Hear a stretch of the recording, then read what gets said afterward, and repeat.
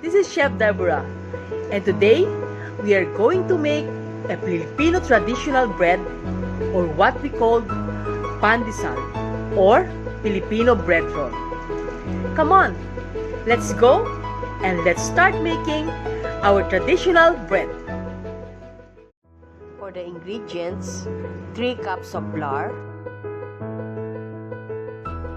1 cup of milk, 2 tablespoons of melted butter, 1 teaspoon of salt, 1½ teaspoon of instant yeast, 1 egg, 1/4 cup of breadcrumbs, 1/4 cup of white sugar. For the procedure, put all together all the ingredients.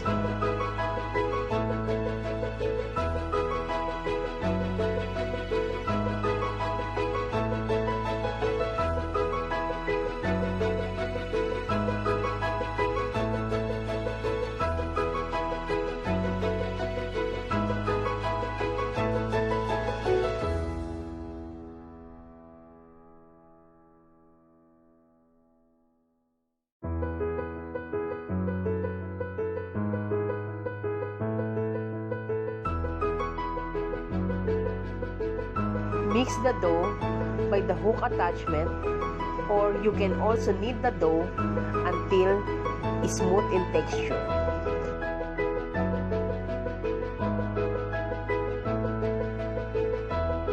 Rest the dough for 40 minutes. After resting, punch down the dough. And now, you can start shaping and dividing the dough.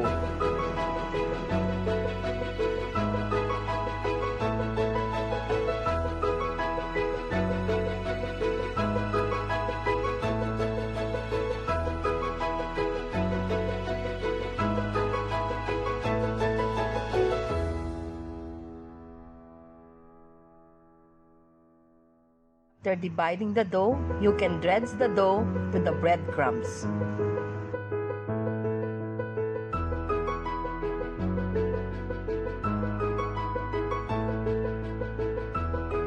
Rest again for another 40 minutes before baking.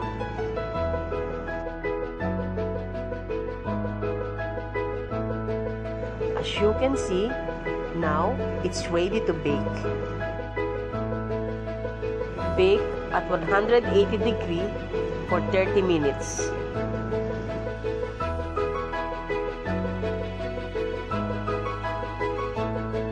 And now, we have a very soft pandesal.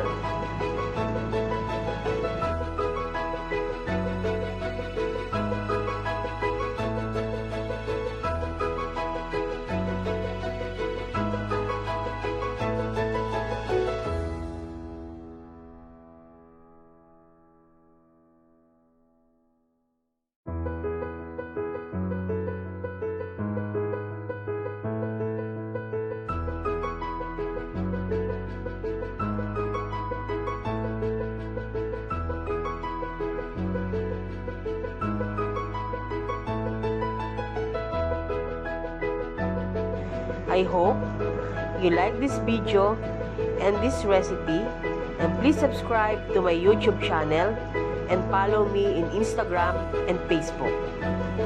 Thank you so much and have a nice day.